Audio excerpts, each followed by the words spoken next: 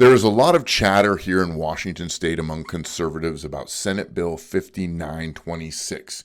And this is being criticized by conservatives that it is a last ditch effort to cover up any kind of misuse of funds when it comes to child care and subsidies. So I wanted to take a minute. It's a very short bill, and I want to read a couple components about that bill so we have a better understanding of what this bill actually says. Now, this was pre-filed on December 22nd. So this is almost 2 weeks ago by Senator Wellman, who is a Democrat.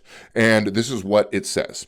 An act relating to expanding the public records exemption for all personal information of family home child care providers to all licensed or certified child care providers. This is what Section 1 says. The legislator finds that child care providers care for and serve some of Washington's most vulnerable populations. Existing privacy protections apply only to licensed family home child care providers because their business operates within their private residence. However, the legislator further finds that child care providers working in licensed centers and other non-residential care settings also face safety risks, harassment, doxing, targeted retaliation when their home addresses, personal phone numbers, photographs, and other identifying information are released publicly.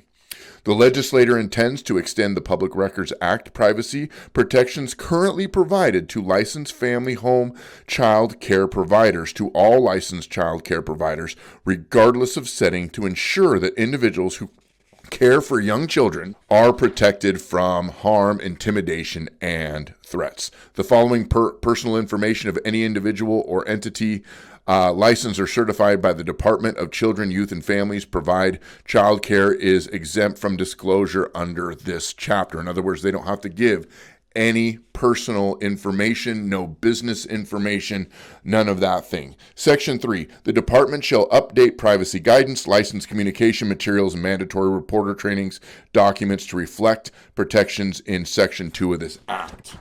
And then finally, it says vulnerable information, then it finally says vulnerable individual has the same meaning set forth in RCW 935-005. Now, is this a last-ditch effort? Does it actually make sense? I am not sure. I think businesses should have their public records on file. I've owned a business. My public record has always been on file. What do you think?